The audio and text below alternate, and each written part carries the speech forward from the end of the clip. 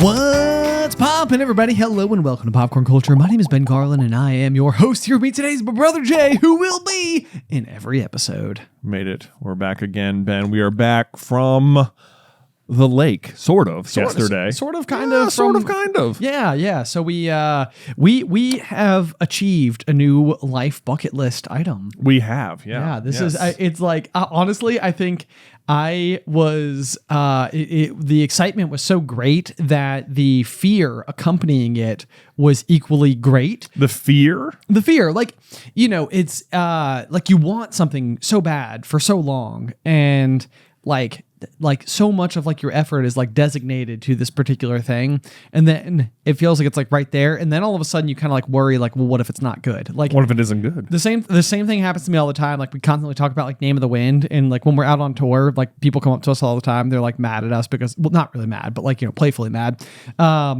because it's a series that's not finished, and everybody's like, well, we better get book 3, you know, and it's been like over a decade, and, you know, the question marks are pretty great as to whether or not book 3 will ever happen.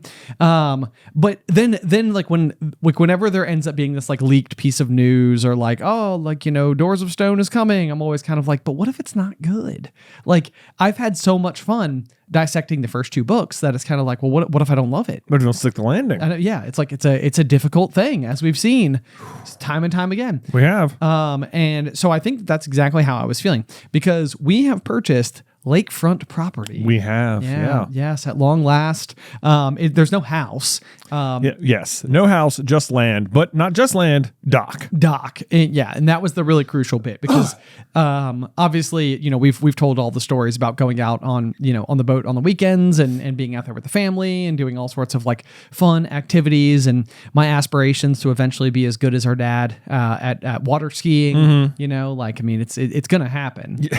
Like, I'll get there. I literally debated on going last night, but we ended up running out of time. But anyway, you know, it's just, we found a parcel. The whole family's been looking for, you know, a long years. time. Yep. Like your family, my family, and our parents all went in on it together. So we've got like our first little taste of lake life. We sure do. And we sure do. We closed last Monday. So we came in, we recorded the pop, and then we went down and we did the closing, which was always stressful as ever. I would say it was stressful, and I would like a moment to complain, Ben. Oh, okay. Yeah. I mean, but you know what? The floor is yours. Yeah. Because as you said, this is something we've been working for and like looking for like years.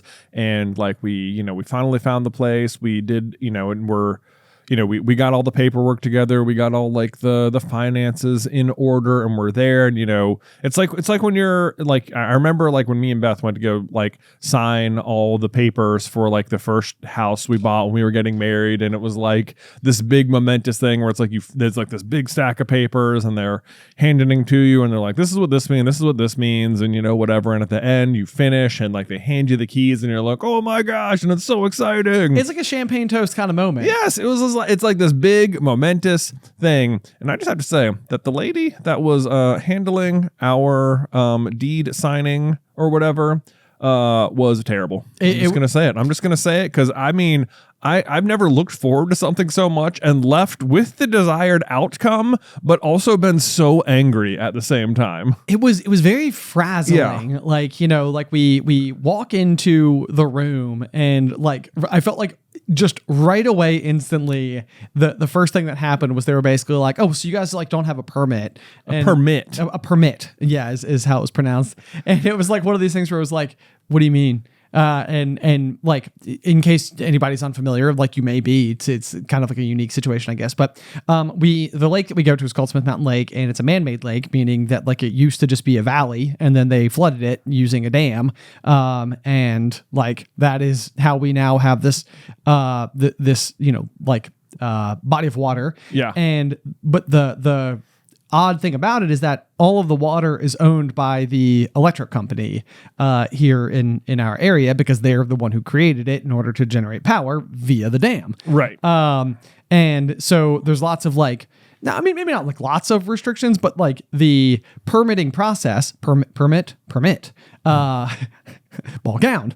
Ball gown. The process, though, is such that like the electrical company has to come through and effectively give you the right to have your dock, which is for us a massive reason why we wanted this particular property, because it already had a dock. Yeah. But then it comes with this like additional layer that because it was built before the new restrictions were set into place, it means that you have to be like grandfathered in because it doesn't match like what the dock should look like based on modern day building standards, which is not like a problem. Like it's not like they're going through and like demolishing the old docks, but there just wasn't a permit that was supposed to be handed over with the deed when we made the purchase. And so it was just this like very stupid, frustrating process where like we're walking in there to take ownership of this thing and at the same time being informed that we don't have like the official right to have the thing. Right. Like that's probably a very dramatic way of saying it, but on some level kind of true. It was kind of true to throw in there at the last second. Like, yeah. And then, you know, this, I mean, I don't know how to describe this lady. You know, like your Aunt Rose, she's exactly like that. Exactly like that. She's exactly like that. The maiden aunt. Right. You know, not maybe not quite Umbridge territory. No, not like malicious, just like can't quite finish a thought ever, just sort of trails off after everything. Can't like needs to come over to your house to like print stuff. Okay. You know what I mean? Yeah. Like didn't shake my hand when we got there, didn't introduce herself. I kept waiting for someone else to be I kept thinking she was there like putting the papers down and someone else was going to come start doing the process. Like, and then we're like half an hour in, I'm like, this is it. Okay, cool. Didn't spiral. I'm sorry. I don't want to spend a lot of time on this because I don't want to just like speak ill of people, but it was a really like, I left and Beth was like, are you okay? And I was like, I am.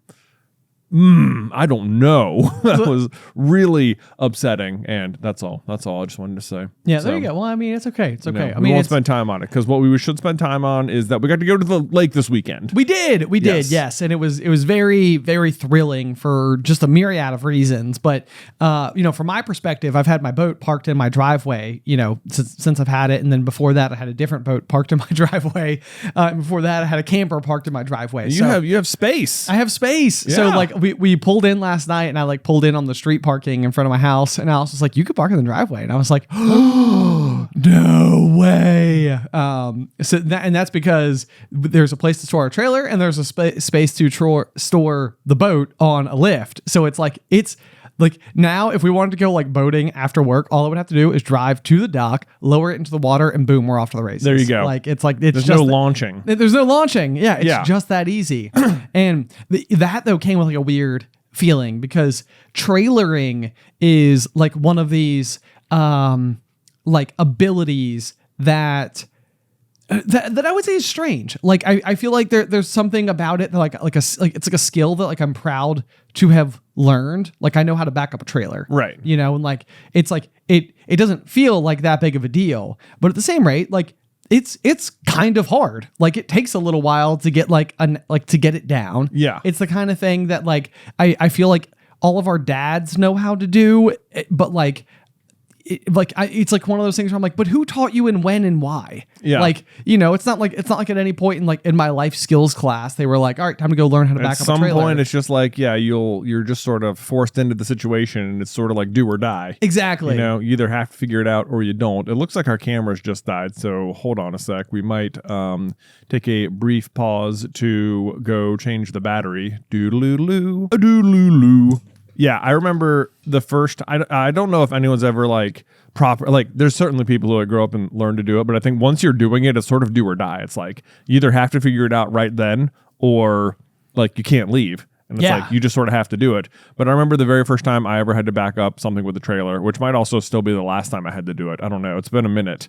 But it was on the movie set of Lake Effects. Oh yeah. The trailer I was backing up was like one of the movie stars' like dressing rooms. I think it was for Madeline Zima, who was starring in the movie. Nice. Yeah. No, thank you. No, what? Yeah. I mean, no, not to Madeline Zima, but no, thank you to having to back up such an important piece of the puzzle. Yes, and actually, it was also at the lake, per the title, Lake Effects. Like at Smith Mountain Lake. At Smith Mountain Lake, that's where they filmed the movie. Yeah, and it was like extra tricky because everything on the lake is on a hill because all the everything, as Ben said, used to be a valley and they filled it up with water, but now the land around it is all on a hill. Right. So there's almost no flat land around the lake. So we're like on a slight incline here. So not only are you having to like back it up, you're having to sort of aim at some wood that's gonna like even it out or whatever. Yeah, right. Or what, I don't know. It was really tricky. And as opposed to maybe just having like one person who knew what they were doing telling me how to back up, it's like how anytime you're at a barbecue and like there's one guy grilling stuff, like 5 other guys got to come over to like make some comments about the meat. Dude, it was like people were coming out of the woodwork to like help me like yell instructions about how to back up the trailer. That's the thing. It's too much noise. I've noticed that this happens like whenever we pull into a big city on tour, as well as like Ethan's driving like the big, like oversized van.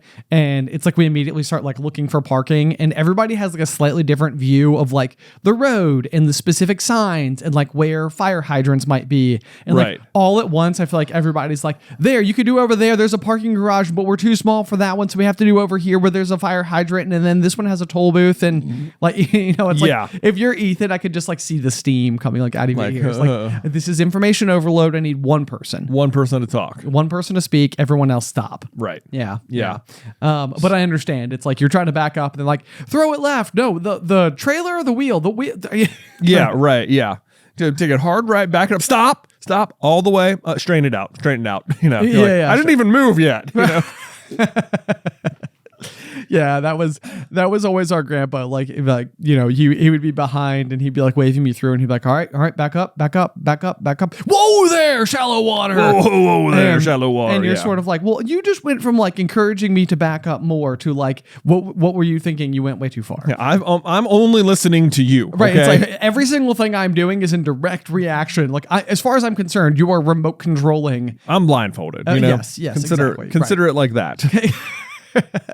So anyway, my mild concern though, because I was so excited about it. Like we went, the neighborhood that we have our land in has its own boat launch, which is really nice. So we were able to go and like use the like little independently owned boat launch, which means there was like no line or no other group of like experienced fishermen watching you try to figure out what you're doing and all that. So that was wonderful. And then, like the boat's in the water, it goes over, it drives right up into the lift, no problem whatsoever. And then after we're done, we can go pull the trailer that like, the boat rides on, into this like cool fenced off area. And I like, I feel like I whipped it in all nice and perfect. And I was like, oh, this is great. And then I was like, oh my gosh, but like, think about, it's going to be so infrequent that I need to go and like get this. Right. So it's like something that I'm normally doing like every weekend throughout the summer, like a skill that like I've really honed through, time and time again experience. It's like, I'm not going to have this anymore. Like what if like, hopefully it's just like riding a horse and you just, put the bike back on the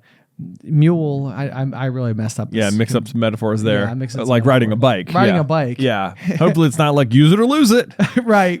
Exactly. Like it just stays kind of parked in the back of your brain forever. Yeah, or it just stays parked in that particular parking lot. Forever. Yeah. It's like are you going to take your boat out of the lift? It's like, oh no, I forgot. Yeah. Yeah. It's just going to be there. We'll just keep it up, through, however long. Yeah. Because like, when will you need to take it out? I mean, like you could take it out like through the winter so that like you could like go through and do like a full winterization of it and everything and make sure it's all just, perfect. I guess. I think I can pretty much do that from the lift as well. So I don't know that it's absolutely necessary, but maybe that. Okay. Yeah. Because then you'd lose your driveway again, like during the winter. No, I could still park it down there. You can still park it down there. Yeah, so it'd be okay. So my driveway's safe. Your driveway is safe. Yeah. Do you feel like it is like when you pulled your car into the driveway, did you feel like this is so cool that I get to do this, but like for now? Like it was like a temporary, like something else is coming to fill the space? That's a good question. And like one of the big things that drives Alice mad is that we don't have like a proper like backyard. Like we only really have like a front yard, and like in the back we've got like our pergola and all that, but like, you know, there's nowhere like for anybody to like, you know, go and play. Which means like if Addie's outside, she's in our front yard, and then we're just always afraid, you know, I mean, she's so special. Somebody really wants to come and like scoop her up and run off with her or something. We're just always terrified. Right. You know, probably irrationally so, but you know, that's the way of parents. And so we talked a little bit about cutting half of our driveway out and putting like a backyard into our backyard. Because that's where it is. And so then I would technically still have enough place to like park, but not nearly like the double space that I currently have. I see. So that would be the only thing that we currently have on the old Dockeroni and cheese. Yeah. So, but like, you don't feel like your parking spot is going to like be taken from you yet again by another something, another, not necessarily toy. Anything, you know, I don't know what it could be. Well, okay, I say that we are also in the process of preparing for like another wave of like renovations at our house. It's like one of these things, like I feel like Alice and I have both like committed to. We've spoke to our contractor, like we were like, okay, thumbs up, let's go. And he had like months work on like a different job, and so like it's been this like very theoretical thing in the distance. But it would be basically turning our attic into a bonus room, but currently the attic is like all of our storage, and so all of that stuff would have to like come out. So then it's like, well, then you like, I'm going to end up with a pod being parked in my driveway is what's going to happen. Right. like, you know, like those big white, like it says pods on the side. That's what's going to happen. That's what's going to happen. Yeah. Yeah. They'll end up parked right there. Something like that. It's like when you finally clear off like our dining room table always has like laundry on it. Sure. Or whatever, you know, and it's like every now and then we'll completely clean it off and it'll be nice and set. And like for a few days, it'll be fine. But eventually like, it's like, oh, I got to go put this down. And you just go set it over there. And it's like an empty table invites stuff to be put on it. Dude. And so it will. And it's like, you have this spot right now and you have a thing you even use it for, which is parking your car. But like, is it gonna, has it like acclimated itself to like the stuff spot? You know? Almost certainly. Yeah. I am not wholly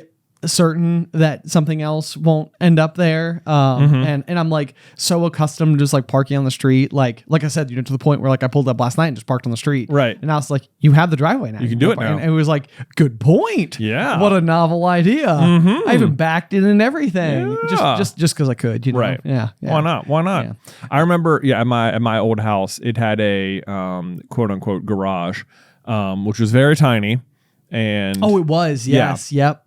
Yeah, it was very tiny, and I had a Nissan Juke at the time, and that could fit in there as long as like there wasn't really anything else in the garage. As long as you moved the broom. As long as right, exactly.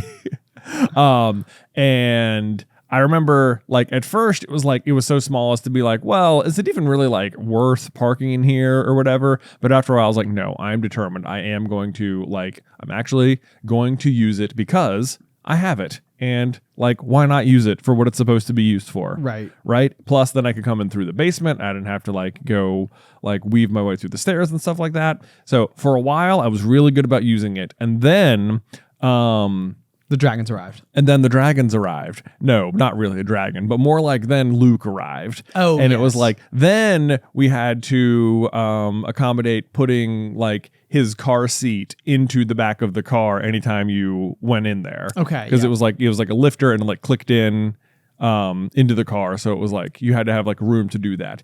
And the act of doing that, like I could open the back door sort of inside the garage. Right. You know, it was like typically if I was going to park in there, I had to make sure that I parked with like a little extra room to the left so I could open the door to get myself out. But in order to do that, then I created way less room to the right, which is where his door would have been. Right. And it became very difficult. And I was like, I just got to start parking where I used to park. And it was like life shoved me out of the garage again so I could, you know, effectively get Luke in and out of the car when I was going places. Does this count as your coined phrase, universal shoving? It might have been universal shoving long before I had a word for it. Right. Yeah. It's like you're not meant to park in your garage. Right. In the same way that I'm probably not meant to park in my driveway. Right. Like it's like the world, like that space of air has like converted itself from parking spot. It's like, and it doesn't even have to be that like a toy is there or that storage is there. It's like life, it could just shove you out of it for some reason. For some reason, you know, it might be like, hey, oh man, my friend's car broke down. Can I park my, like, you know, I feel like you're going to be parking someone else's car in there or Right, something. yeah. You know, just for a little bit. I have no idea. I'm curious to see this space. It feels like it has the stench. You know? It does. It You know? does. I know. And I mean, but the thing I'm really excited about is I've got my giant compost heap over there, which is just positively overflowing. Oh yeah. And it's big, it's large, it's messy. Like all my tomato plants from years past have started growing out of it because they want to. So it looks completely unruly, and I wasn't really able to access it because the boat pretty much blocked the entire, like access to it. Yeah. And now that's open. So I'm like, when I get home today, I think I'm going to pressure wash. Wow. I'm going to bust out all the tools. It's going to be do great. it. It's going to be great. It's gonna be great. Yeah. I can't wait. I'm glad you have your space back, and I'm so curious what's gonna happen. It's like that one, the one listener that store on the corner that keeps changing hands and nothing can succeed there. Nothing. You're like, it's been in like 7 different places, and every time it opens up, you're like, oh man, I do want a bakery, and then you're like, you go there once, you're like, that was great, but you never go back. Why don't you go back? Why don't you go back? You don't know. There's like like the wizards have done something. It's like a secret entrance to the Ministry of Magic or something. And, Right. They can't really let anything stay there.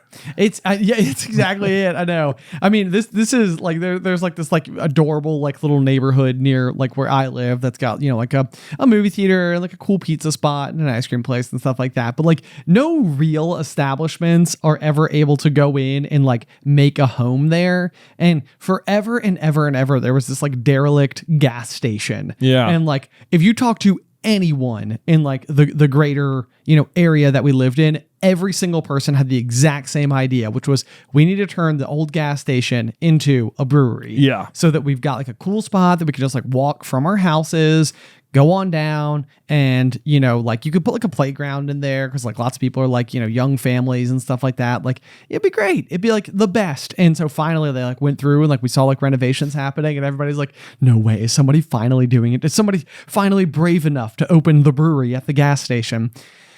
It's a dentist's office. Oh, it's a dentist's office. And I was just like, are you kidding me? Of course it is. A dentist's office? Like, oh man. Maybe you needed the dentist to come in first. Like you needed someone who was like, they'll come in and renovate it. And then fail.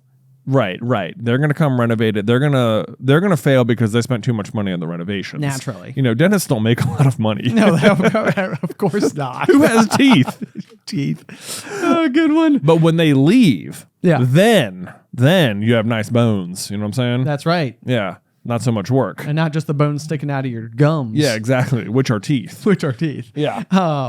Yeah. Okay. I like this plan. So Right. if anything, we're well on our way. We're well on our way to like our grandchildren enjoying some beer in the village. Precisely. Yeah. Precisely. It's going to be good. Okay. All right. I already can't wait. I'm counting down the days. Cool. And you know what? There's like Jolly Grape anyway. So there is that. You got that. The jolliest. The jolliest of times down there. Yeah. Good times. It is. That is like one of those places where like everybody has their theories as well, because it's like you go in and it just seems way too inexpensive for what you get. Yeah. And it's like, I don't know how you guys stay open, but thank you for being here. Thank you for existing, because it's fun coming here, but it does feel like it's too good to be true. Right. Like in my mind, almost what happened was there was like a really wealthy person who was like, I want a place that I can go and have the experience of having like a little like wine bar near me. Yeah. And I want it to be like reasonable, and I want it to be like lively. So I need to have it be inexpensive enough that people will actually go. Therefore they do. And he's just got like a nest egg of like $1 million that he just like was just sort of like, okay, all right, dwindle it down. And when it's gone, maybe we reassess. Right. But like this is like the whimsy of the wealthy. Right. Is they're just sort of like, I have $1 million to just basically like fund an at cost wine bar for this amount of time, and that is the jolliest of grapes. That's what's happening. Yeah. All right. Now then there's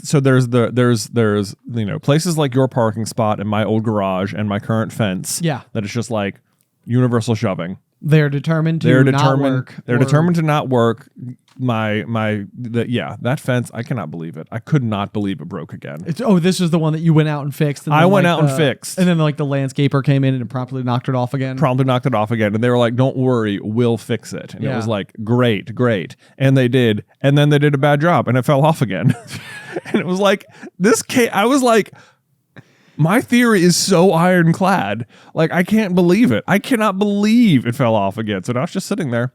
I should just go out and it's like, I don't, anyway, don't worry about that part It's fine. right now. It's fine. We'll just breeze past it. There's the reverse of this, where instead of having that like shop on the corner that no one can change hands, there's like the shop on the corner that has been in business literally forever, even though you've never seen a single person in there. Oh yeah. You know what I mean? I do know what you mean. Yeah. And it's like, how do you sustain? Right. Like, Exactly. And this is something that I think I have learned a little bit about going through different small business woes myself.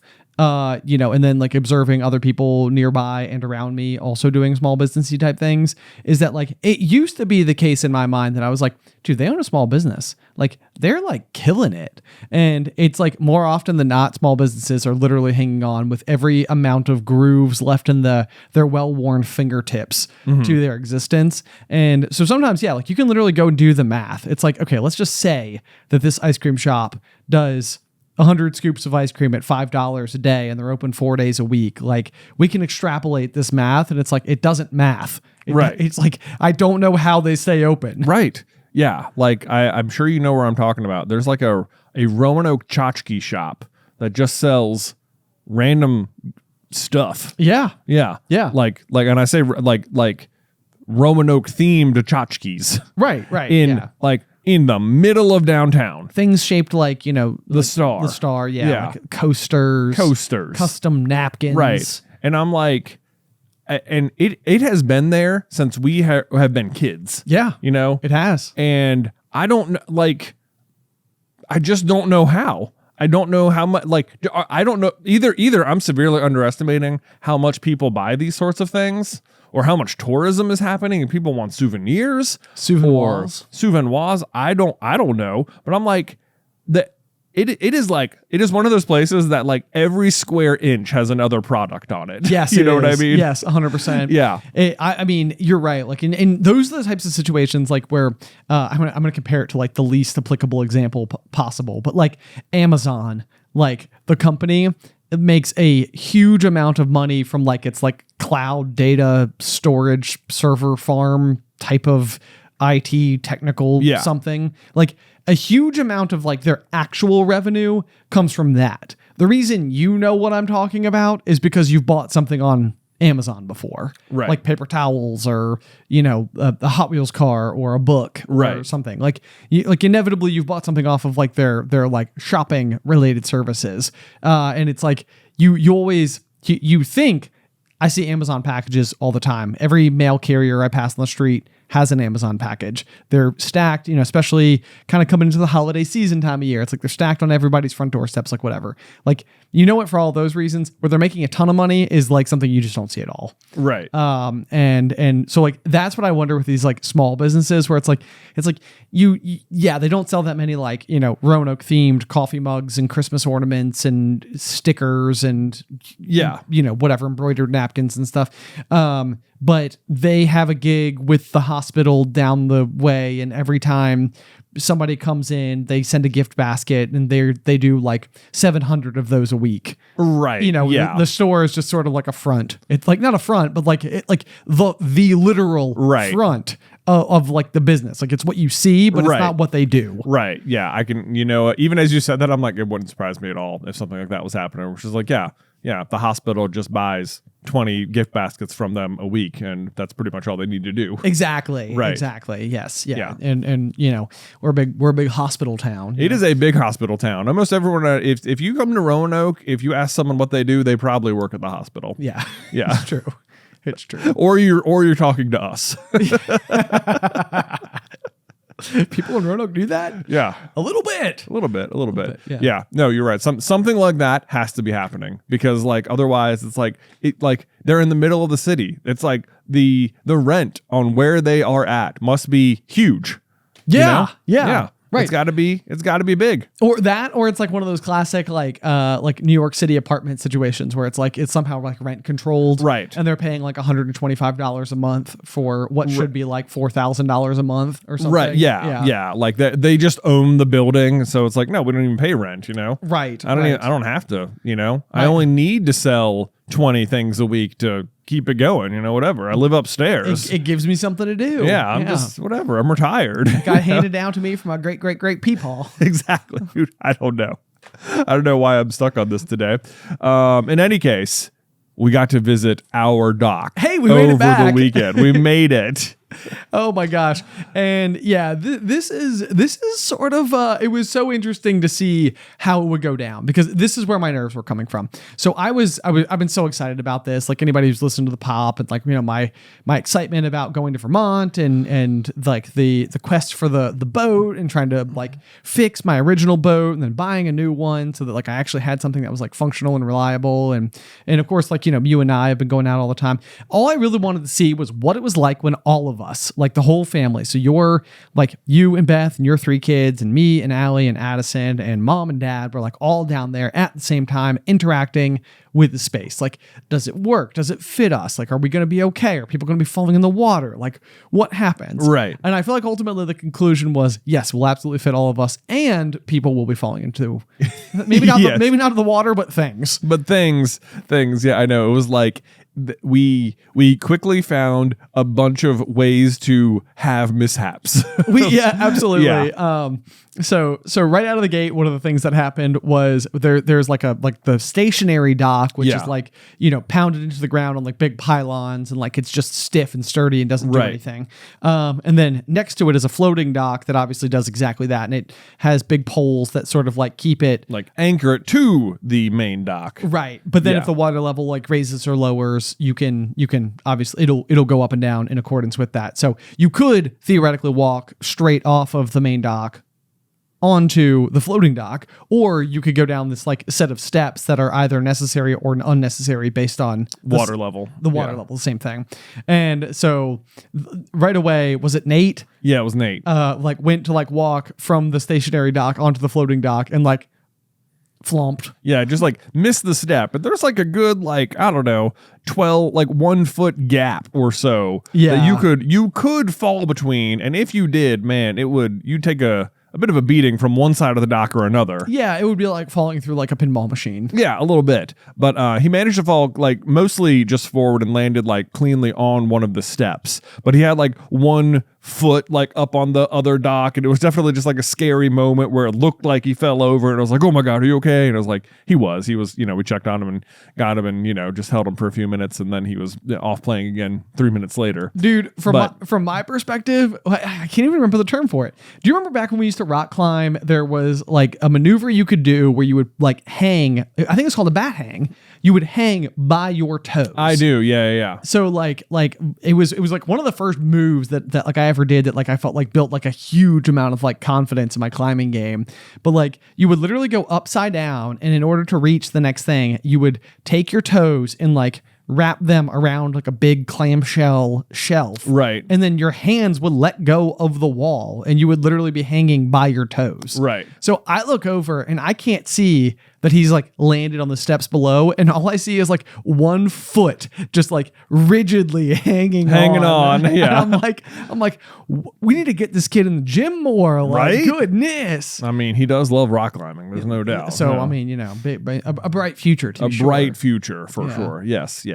So we had that. Then we were like, we have a place to put all of our lake stuff. Yes. Now, like at the dock. So we were like loading up our little like shed like on the dock or whatever. Yeah, kind of cabana / bar room / storage locker. Mm-hmm. Yeah, like where you keep all the life jackets and paddles and right stuff like that. Bucket of nails. Bucket of rusty nails if you're at camp in Vermont with us.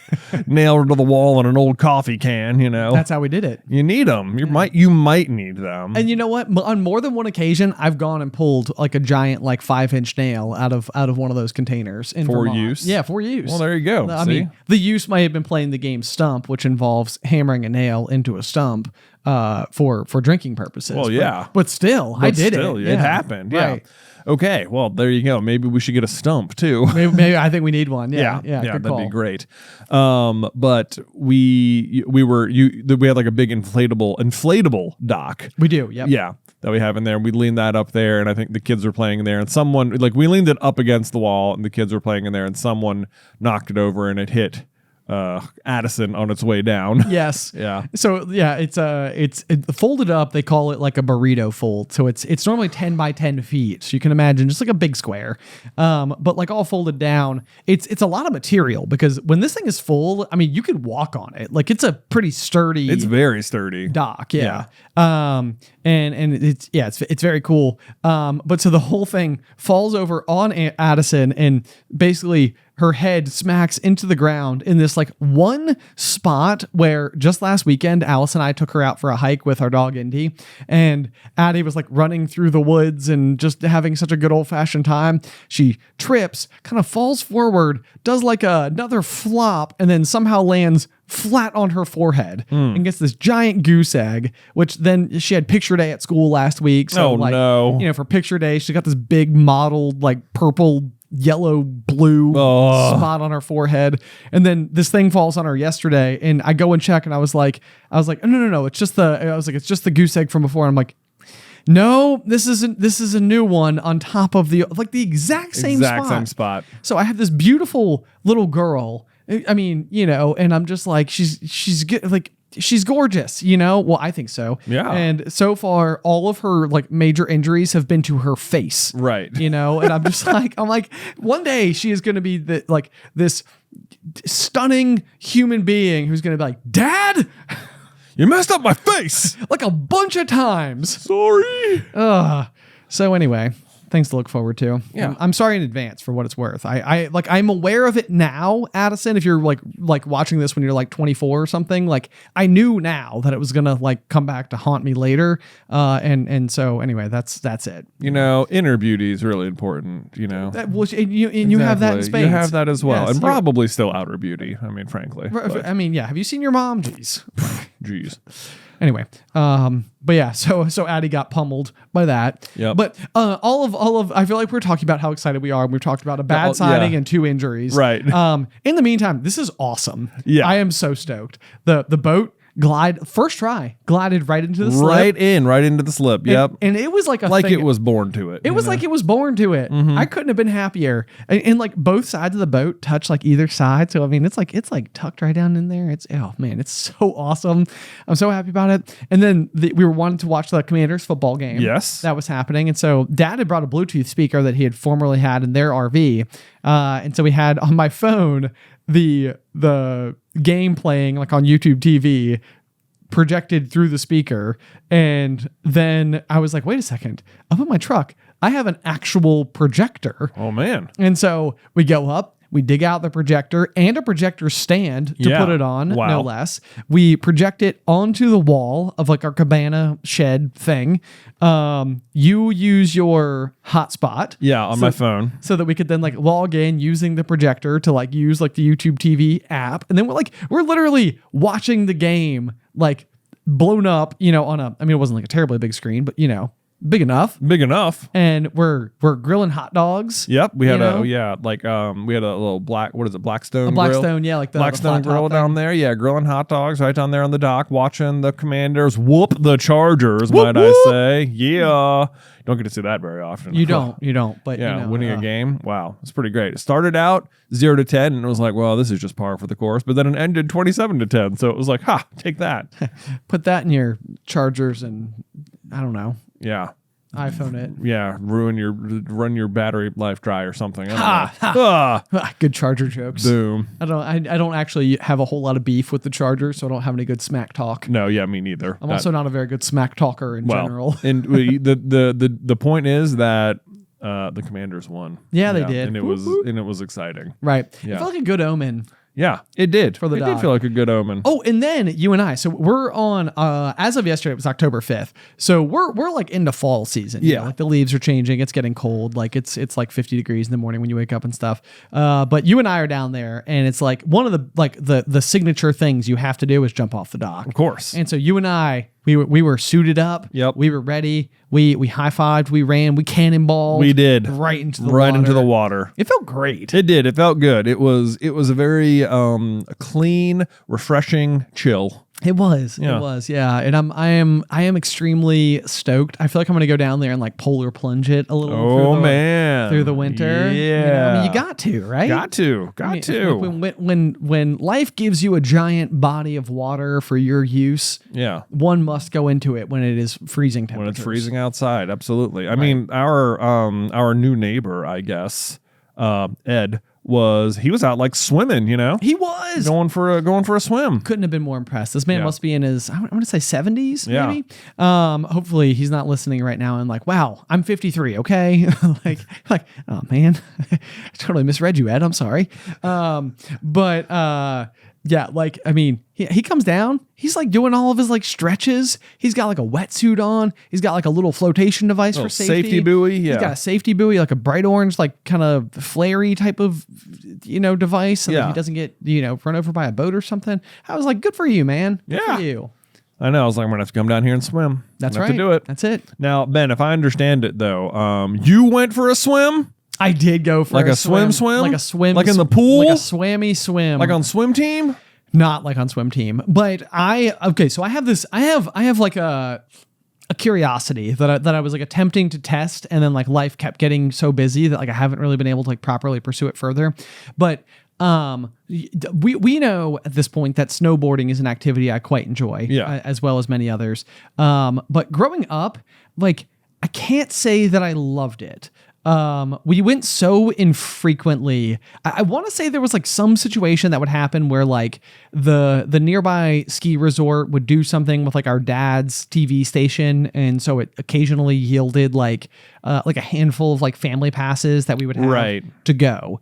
And so like skiing is an expensive sport on the whole, and I don't know if this is as obvious as people think it may be, but like reporters or like early news anchors, despite having a very like public exposure job, in the beginning it wasn't like the most like we weren't like really well off necessarily as kids. Like we did fine, and like it was good, but like skiing's expensive. It's a big ass to get out there, like with the whole fam and everything. So it wasn't like something we were doing with like an extreme amount of regularity.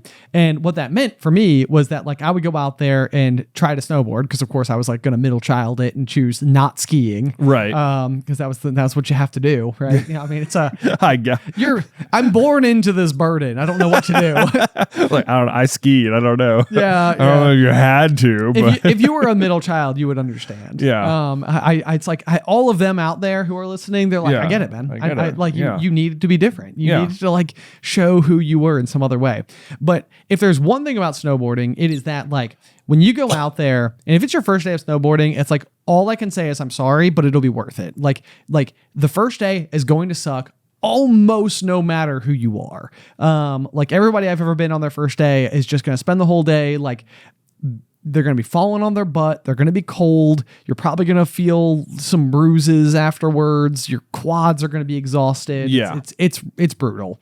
So when I was in college, I feel like for whatever reason, it like this like manifestation hit me, and I was like, I need to be able to know how to ski or snowboard so that like when I am older and I have kids, I am able to like go and like teach them. It was like one of those things where it was like, I did this as a kid, and therefore my kids need to know how to do it. And our dad is a phenomenal skier, and I need to know how to get from point A to point B. Right. Like, and I'm not there yet. And so I go out and I bought all my own gear. And it was like, when I was doing it on my own terms, everything switched, like the total switch flip. I was like, okay, now I can't wait to go back out. Like I was, half the time I would be like in class at like 2:00, an hour and a half from like the nearest ski resort in Radford. And I would like be texting Big Steve. Big Steve. And I'd be like, dude, what do you think? Should we like go tonight? Like Wednesday night is like half price ski night for college students or whatever. And like we would like literally like leave, drive up and ski from like 5 till 9, just because we could. And it was, it's the best. It's like, there's nothing better than when you have an activity you can't resist doing. Yes, that is. I mean, and skiing is, I remember feeling that way about it for a good while there, like in my early 20s as well. Yes. Yeah. And so you inspired me, obviously with doing your triathlon earlier this year. I was like you went out and you started like going to the pool, and I was like, God, he's so brave. To go swim. Thank you. Like on your own. Like, oh my gosh. Like, but it was like one of those things where I think you were going and you were like just thoroughly enjoying the experience. Like, I feel like you'd come in and like, yeah, I swam this morning, like have like a big smile on your face, like the chlorine effect in your hair. You got those like swimmer vibes and all that. I mean, it's all good. It's all good. And so I was like, well, maybe what I need to do is go out there and like, without the pressure of like being on a swim team, without the pressure of like being in a lane with like 12 other kids who are going to keep tapping your foot because you're swimming too slow and making you feel terrible about your existence. Right. Like, if I just go out there and do it for fun, maybe it'll be great. And so all I can say is I swam for like 15 minutes and, I had to stop, a couple of times just to like catch my breath at the end of each lane and all that type of stuff or whatever. But like I did it. You did it. Yeah. I think I swam, I don't know, like 12 down and backs. There you go. Yeah. So, I don't know. Not bad. Very solid. Yeah. So good stuff. Yeah, so it felt good. But I don't know. But that was like before we left on tour, and then life got really busy because of tour, and then now we've been home, and it's been just trying to like recalibrate to the old system. But I was like, okay, like maybe I'll try to like join Jay for like next year's triathlon or something. Oh man, here we go. I know we're gonna have to do some like some biking and running this time too. Right. So some all around training. Yeah.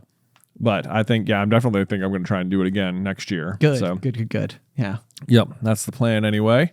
Get back out there. So yeah, that's cool. But you've only done it the one time so far. Yeah, I've just done it once. We actually went out there, and it was supposed to be Addie's swim lessons, and so I was like, oh, this will be great. Like, I'm supposed to be here anyway. I don't really have any role while she's doing swim lessons, and I usually just sit here. So I was like, I'll just go hop in the water. And then we got there, and they had like drained the kiddie pool for like refurbishment or something. I don't know. Yeah. It was like literally like a skate park in there. Like, it was empty.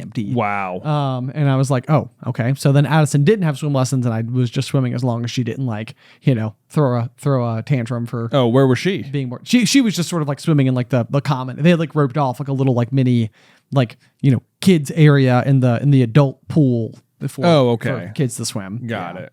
So she didn't do swim lessons, but Alice was just in there with her. Got it. Yeah. Nice. Well, that's fun. Exactly. Cool. Yeah. Well, family day at the pool. Yeah. Woo. Yay. So anyway, yeah. So lake dock check. Now we just need to somehow find a way to build a roof and a bathroom. Oh yeah, I know, right? The bathroom. That's a bit of a situation. That's one that I think is going to catch up with us rather quickly.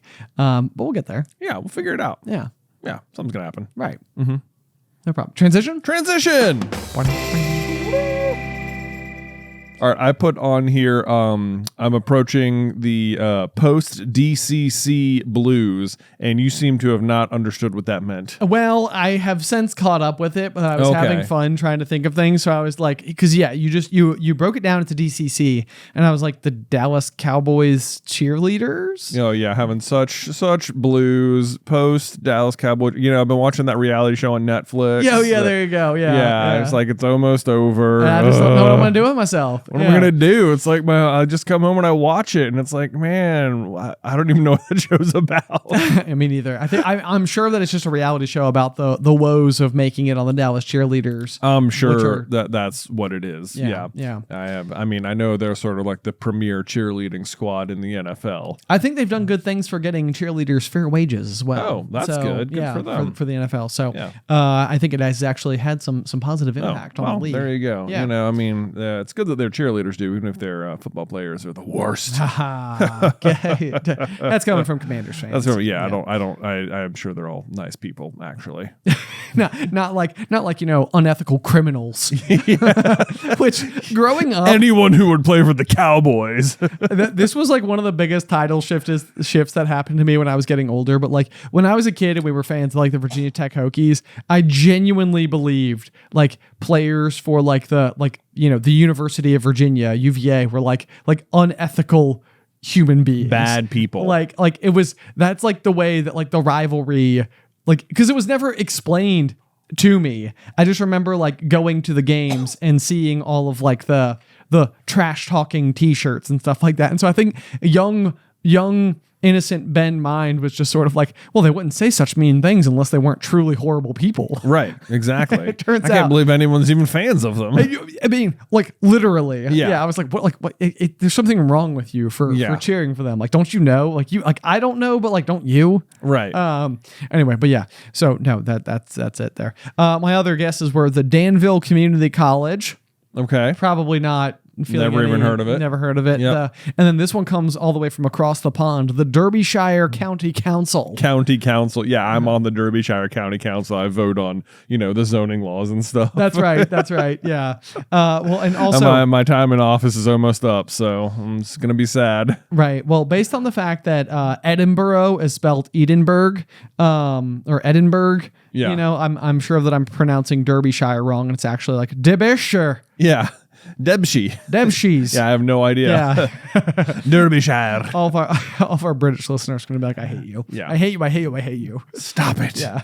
Yeah, no. DCC just stands for Dungeon Crawler Carl. I did get there in the end.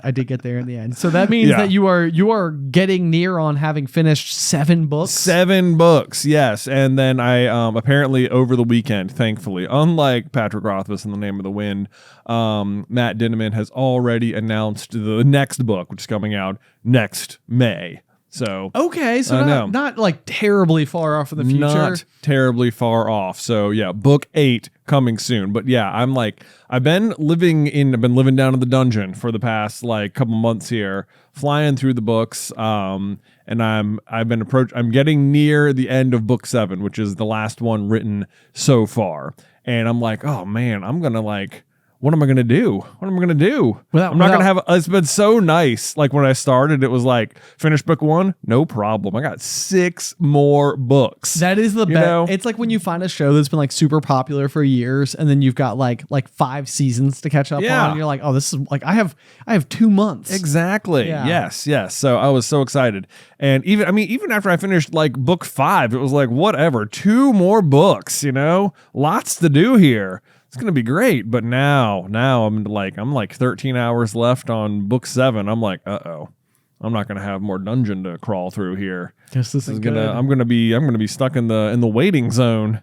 What am I going to do, Ben? And you're such a like uncomfortable distance too away where like right now you're like absolutely like in it. Yeah. But then you're going to get to May and it's like, will it have been too much time since your most recent read through, or will you need to like reread? I know 7 books again. I know. I'm like, maybe that's the call. Maybe just like restart it, see if you pick up more stuff, Yeah. I'm sure it would. Because there's sometimes, like there's characters now that they're talking to that I'm like, oh yeah, I guess I remember them sort of coming into the story. Okay, they're important now, and that's all that really matters. But like, maybe I should have paid attention to them more around, Yeah. Always characters like that. But I will say, I kind of put it in here because it's like, the Dungeon Crawler Carl has been. It's interesting to see it like develop in real time with like the author and stuff, because I guess he's like very community oriented and stuff. That's been like where like Rothfuss, of course, with Name of the Wind, it's like highly like secretive, and he has like his like beta readers or alpha readers or whatever who are like the first wave of defense, but they're like highly entrusted individuals who he's like individually vetted, and it's like such a there's so much secrecy around it that nobody knows anything. Yeah, meanwhile I think Matt Dinneman has like Patreon supporters like voting on like what's going to be in treasure chests and what different plot points are going to be and stuff like that. Unbelievable. It's crazy. I'm like, that is wild.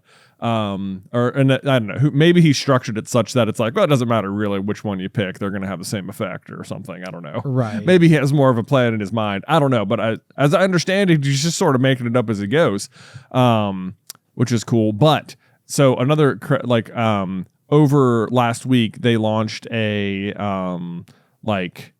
almost like a Kickstarter, I guess, for a Dungeon Crawler graphic novel. Okay. Called like Dungeon Crawler Carl Crocodile.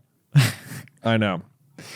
Wonderful. I know. So one of the characters in the book eventually takes the form of like a anthropomorphic crocodile, like a crocodilian is what he's, Florin is his name.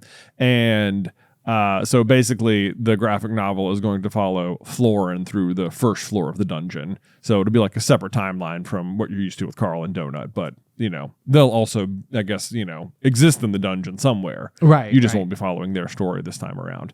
But I was like, ooh, that's really cool. So, but it's crazy to me that they're like crowdfunding something like this because the book seems like super popular that the publishers would just be like, yeah, we'll make a whatever. I know, like it makes me want like it's strange because like I haven't been able to get a good read on where it's always hard to know what translates into what measure of like financial success for an author.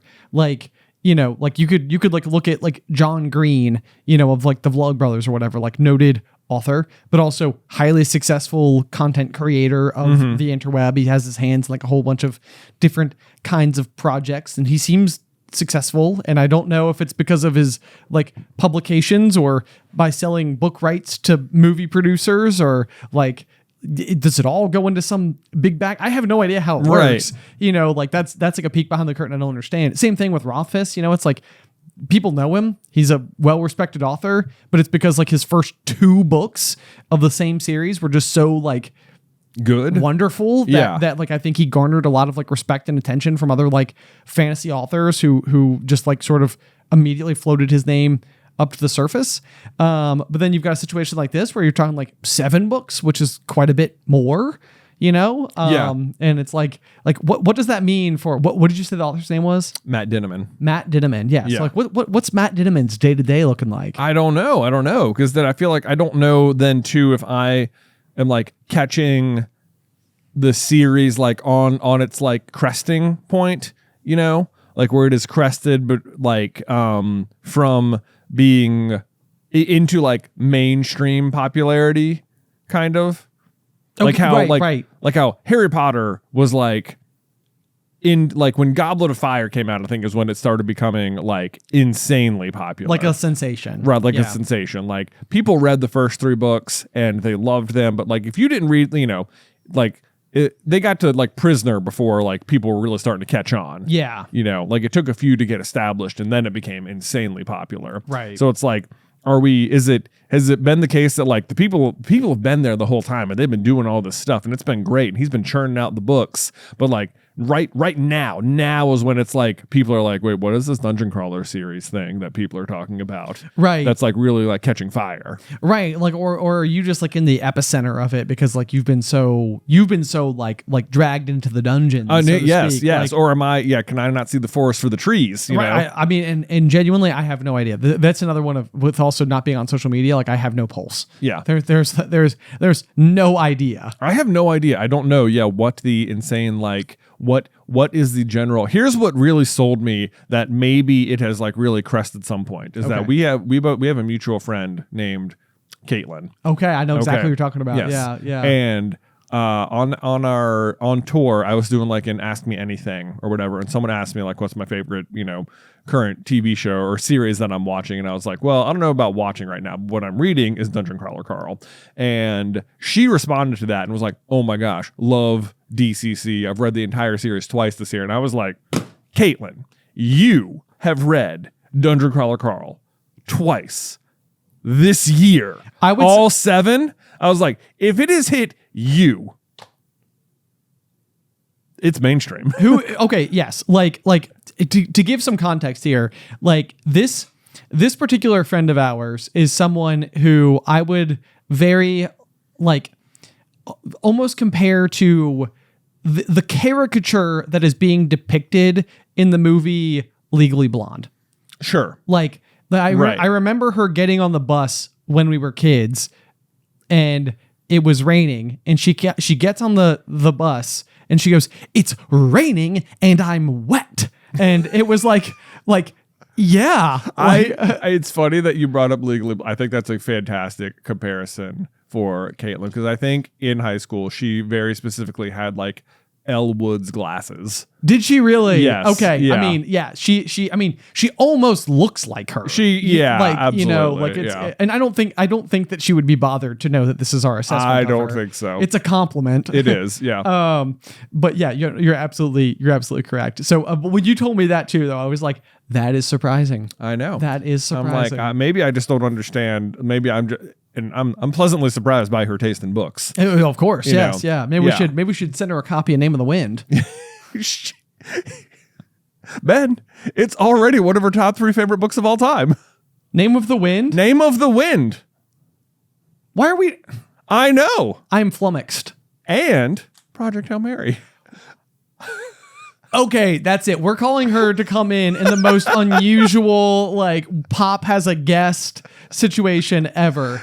Her favorite books are the same as ours? Yeah. Yeah. I know. I couldn't believe it either. I was like, what's happening here? I'm so shocked right now. This is crazy. Like, I don't know how else to describe it, but take any, like, stereotype of like a Glee. What's Quinn? Quinn and Glee. Her. Yeah. Let's think of other situations where this might occur. Mean Girls. She's not mean. Not mean. But no. Just like a very fashionable, cool in person. Right. Like we made Super Carlin Brothers what it is to be like the thing where, like, when you were in high school and didn't feel like you could find your community for people who also liked this stuff. Like we tried to like create a web that allowed all those people to come together. I don't know. I'm so shocked right now. You can't just drop a bomb like that on me, like, mid podcast. I mean, I guess this is just like, you know what? It's like, you don't judge a book by its cover, which obviously Caitlin is not. Obviously not. No. Obviously not. Yeah. Wow. Okay. Well, this has gone well. I can't wait to talk to her next time. I know. I have a million questions. So many things to talk to you about now. Yes. Yeah. Yes. Oh, this is wonderful. Yeah. Okay. All right. Well, I feel like there's certainly no top in that. Well, actually, you know what? I have one last thing here. Bring it on. I'm getting a lot of gray hair. Like, a lot. You're getting a lot of gray hair. Yes. Oh my gosh. So since being on tour, we went out and I am like, I the same woman has cut my hair for 10 years. And we're tight. Like, her like, unbeknownst to the fact that, like, I would go and sit in this woman's chair, her own daughter, who I would have met for the first time when she was like 8, is now in college. Right. She like went through the whole spell of being like a SCB fan, not knowing that, like, we were local or that her own mom cut my hair. Right. So lots of cool connective tissue and stuff. But anyway, I have a very strict regimen about going and having my hair cut on my regular cadence. But when we go on tour, everything gets thrown for a loop. And of course, I had to get cut right before we left, so I look nice and sharp while we're on tour, all that type of stuff. Anyway, so I'm like way outside of my normal parameters now, which means my hair's longer, which means I was brushing my teeth last night and I like went to like turn my head and I was like, what the? And I'm like, hold up. Uh-oh. Like I literally, like, I pulled out my phone and started like taking pictures of my side profile. I was like, there is way more gray hair than the last time I've seen it, but I've not been able to see it because it's been cut so short for so long. Wow. Anyway. So like mostly like facial hair wise. No. Like side of my head hair wise. Let me show you a picture. Okay. A graphic image. Okay. Yeah, I hope you can be prepared for. Oh, hang on. That's not it. How do I get to the present? Oh, here we go. Look at this. Do you see? I mean, yeah. Yeah. I guess so. Yeah, right there. That's quite a plentiful. You see it. I see it. I see it right there. Yeah, it's covered up by your headphones right now, so you're good. Yeah, so I'm all good right now. But I was like, what is happening? Oh my gosh. So anyway, I'm not really like that panicked about it. Like, I think it'll be okay. But it's just like my hair hasn't been this long, I don't think, since the pandemic when everything shut down and we couldn't go get haircuts for a while. And so it was like seeing a glimpse into something that I probably haven't had any reason to look at in 5.5 years. Yeah. Because it's just like, I always keep it cut short. Right. So like, it's never been long enough to like really get like a feel for it. I can usually see like the little like glistening, reflective silvers and stuff in there. But yeah, it's coming on strong. On the other hand, are just youthful as ever. I guess so. I don't know how you do it. I don't know. I'm young at heart, I suppose. You are that. I don't think it would be unfair to say that you worry a lot. I do worry a lot. Yeah. Some say excessively. Some say. Yeah. But there's nothing we can really do about that other than just like try to like mental fortitude our way through it. But anyway, so that was the last thing I wanted to include is just strictly documenting where my current, gray status is at. It reminds me, there's this episode of Seinfeld where I think Elaine is dating someone and he is, I want to say like a swimmer or something. Okay. And so he is like voluntarily, like he shaves his head. So Okay. he's like Yeah. voluntarily bald. Right. And George, of course, takes great offense to this because he's involuntarily bald. Okay. And, he's like, this is, you don't, whatever.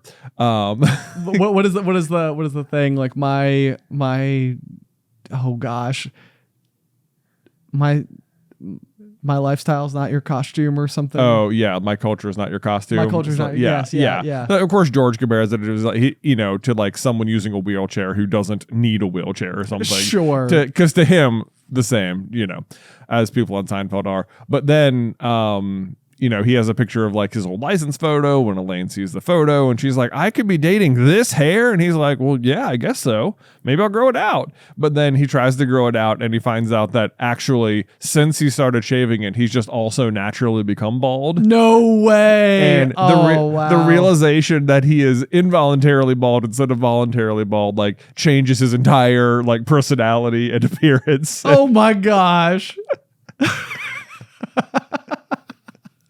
It's a really funny plot line. that is quite okay. Yeah. That's pretty clever. Okay. Yeah. So anyway, it's exactly like that. There you go. But yeah, so I my hair grew out like just a little bit more. I mean, and we're talking like millimeters. Yeah. But still, just enough to where I was kind of like, are you just gonna like keep coming or? What do you mean? Like just grow it out? No. Yeah. I got a haircut and I get to take a new license photo on Thursday. Wow. I got a haircut that morning. I'm so excited.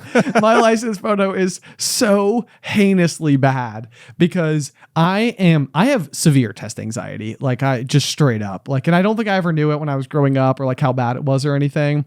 But like what happened was I got to the 10-year mark. I must have been turning 28. I can't remember. Anyway, I had to go get my new license and I looked down and it was like 2 days after my birthday and I realized that my license had expired and I was like, I'm going to have to go and take the test again.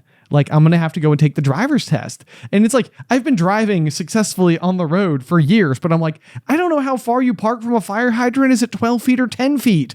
Like not that I just don't park near fire hydrants, right? Is what it comes down to. But I might still get the question wrong, right? Like these are like the things that are like rattling through my brain, yeah. And I'm like in like a panic. And so we were at the office, like doing Super Carlin Brothers stuff. And I remember I was like, I have to go to the DMV right now. I have to leave right now. I have to go renew my license, and I might have to take the test. And I'm freaking out about it. And I get there, and I was wearing like a backwards hat that day, right? And I think I had like gone to the gym, not showered afterwards, and just wore like a hat instead. So like my hair is just so messed up. And it did not occur to me that I was wearing a hat until I go up to take the new photo. And she's like, oh, you gotta take your hat off, sweetie. And I was like, oh yeah, of course. Oh no. Yeah. And I go to take my hat off, like all my hair is like matted to my head and it's like all disheveled and terrible looking. And I'm like, oh my gosh, like this is now going to be on my license forever. And there's nothing I can do about it. Yeah. And so anyway, but yeah, so Thursday I go, new photo. I'm going to get my hair cut that morning. Everything's going to be great. Or will you be universally shoved, Ben? Or will I be like I get there? I will subscribe to universal shoving if I get there and they're like, oh, camera's not working today. Is it okay if we use the old one? You're right. Yeah. Yeah. If that happens, I will be like, okay, Jay's got a point. Something's gonna. Yeah, they'll be like, don't worry. Actually, you don't have to take a new one. That's only every 12 years or something. I'm like, no. I'd really like to. I need. Yeah, like, look. This is what it currently looks like. This is unacceptable. You know it. I know it.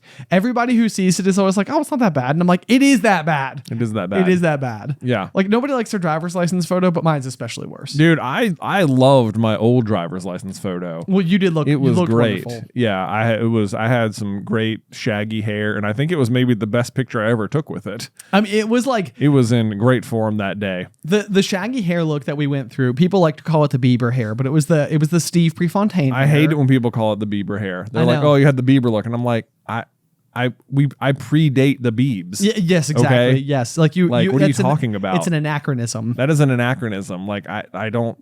You're wrong. Yeah, you're wrong. right. Like, he adopted what we were doing. Exactly. Yeah, okay? exactly. Exactly. Ma- And Ma- what we- Bieber was doing what the Carlins were doing. The car. Exactly.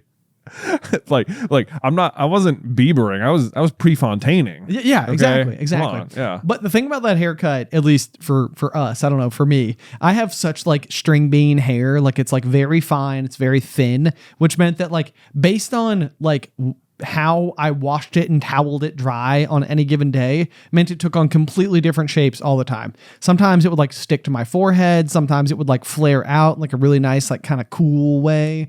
But yeah, I feel like in your particular photo, it's like it was exactly right. It was, yeah. It just like it looked great that day. It had the curl. It had the curl on it and everything. Yeah. A lost time. You know. I know. Yeah. It's like probably never look like that again. You could bring it back because with the mustache, man, it would be vibes for days. I mean, that'd be real Prefontaining then. it would be. You know, because he had the mustache. Right. He didn't curl his though. His is like down, as far as I know. Well, you know, I guess he could have. You could always make modifications. Yeah, exactly. There's nothing to say. Who's to say? Who's to say? You could be Steve Prefontaine when you grow up. Yeah, that's it. Maybe that'll be what I look like when I retire and just like grow my hair really long again. You know? Oh my God, that'd be amazing. I already can't wait. Let the countdown begin. We'll do another make Jay grow a mullet in the It was not a mullet. in the month of year 50 of his life. In the month of year 50. Yes, exactly. That's how years start to feel after a while anyways, like months. Yeah, Yeah. for sure. All right, now that we've induced plenty of panic amongst our listeners, we'll go ahead and close out for the day. Thank you guys, as always, for listening. If you have any feedback on the show, I do read all of your emails. You can send it on over to popcornculturepod@gmail.com, or if you'd like to support the show, you can do so at patreon.com/popcornculture. All sorts of fun stuff and extra bits going on over there. But otherwise, until next time, Pop.